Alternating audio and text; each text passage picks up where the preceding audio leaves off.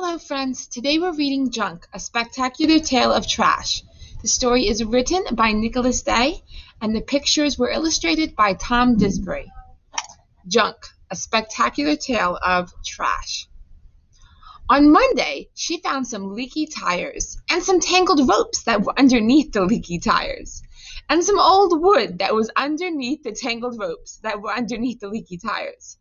Luckily, she had a place to put it. And there was still enough room for the car. I guess she put it in the garage. Sylvia Samantha Wright. Why? Said her father. I'm working on something, said Sylvia Samantha Wright. What could she be working on? On Tuesday, she found a pack of gum with almost half of the sticks left. Her brother did not find any gum. Her brother found reasons not to find things. Someone else's gum, said her brother, off the sidewalk? Ew, why? I'm working on something, said Samantha Wright. Would someone work on getting me another sister, please, said her brother. So her brother thinks it's kind of yucky she picked the gum up off the sidewalk. I wouldn't do that either, but she must have a good reason.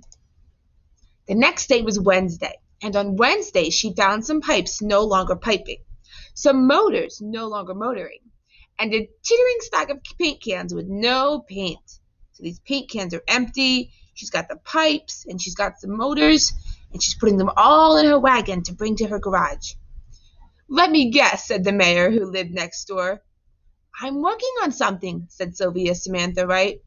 Sure, the mayor said. Sure you are. Seems like everybody's doubting her, but she must have a really good plan.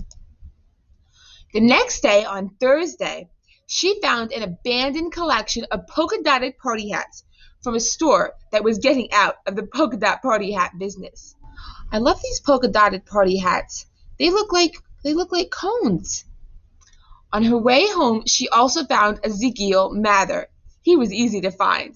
He was walking very slowly around the block, and as far as she could tell, Ezekiel Mather had spent his last 80 years walking very slowly around the block. He gets a lot of exercise. Good eye, said Ezekiel Mather. What are you working on? He said, looking at her party hats. Sylvia Samantha Wright had never ever heard Ezekiel Mather ask anyone about what they were working on before. In fact, she'd never even heard him say anything to anyone before. She swallowed kind of nervously. Then she said something she'd never said to anyone before. I don't know what I'm working on, she said. Ezekiel Mather smiled a big smile, and she had never seen him smile before either. That's the best part, he said, the part before you know. So I guess she's going to invent something. On Friday, Sylvia Samantha Wright found a delicious-smelling dumpster. Delicious-smelling dumpster? I can't imagine that. And she also found Ezekiel Mather, the man who walks around the block. Good eye, said Ezekiel Mather. He found a ladder and held it steady for her. Sylvia Samantha Wright climbed up and peeked inside.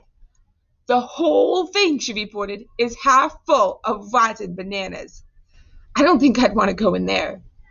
But she did, and Ezekiel Mather laughed so hard his shoulders shook.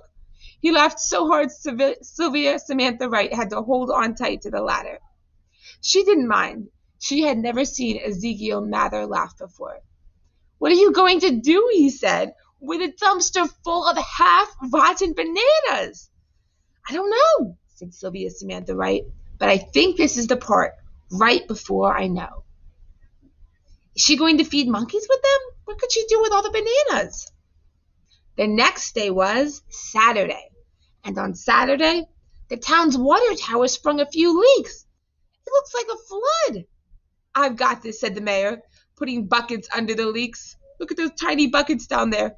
I don't think they're catching much of the water at all. But the water filled up the buckets and swept away the town playground. I've got this, said the mayor, as she floated away on the swing tire. Do you think the mayor has a plan? I don't think she has any solution for this at all. The floating playground took out the main power line for the town. Now nobody will have electricity. I've got this, said the mayor, log rolling on a downed utility pole. How does she look? Does she look confident that she has the solution, or does she look scared? I think she looks pretty scared.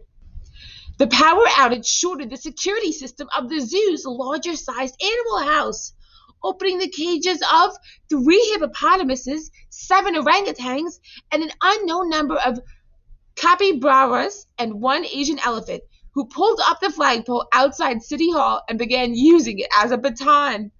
"I do not have this," said the mayor, clinging to the flagpole. And then, on Sunday, guess who had an idea? Sylvia Samantha Wright walked over to City Hall. She walked up to the mayor. "I'm here to help," said Sylvia Samantha Wright.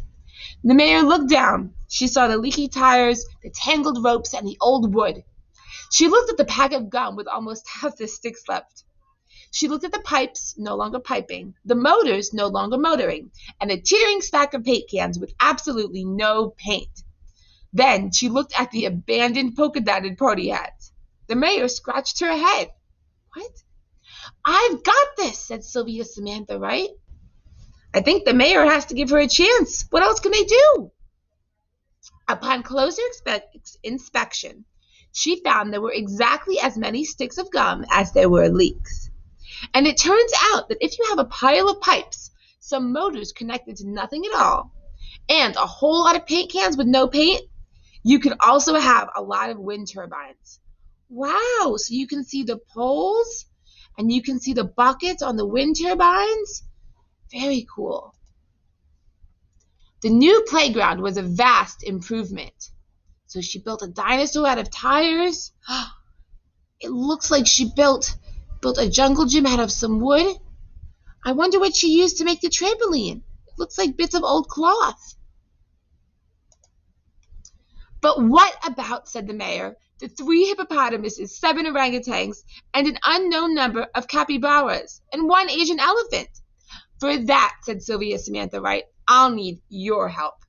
The escaped animals were all herbivores. That means they only eat plants. And just as Sylvia Samantha Wright suspected, all of them decided that 43 wheelbarrows of 3/4 rotten bananas were an excellent reason to return to the larger-sized animal house. So they were half-rotten bananas, but time has passed, and now they're 3/4 of the way rotten.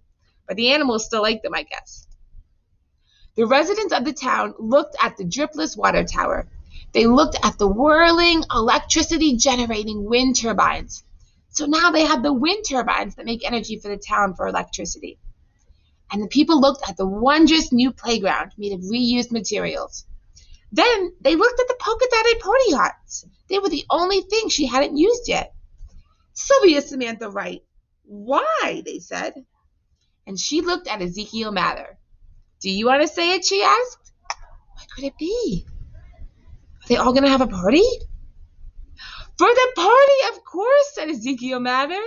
So they all did have a party, with all of their party hats. On Monday, Sylvia Samantha Wright found a rusty bucket with just the right number of holes. And what do you think she made that into? Looks like a watering can. I wonder if you can find any materials around your house to use in new ways. Just make sure you're safe if you're collecting materials. Have a great rest of your day, friends. Bye-bye.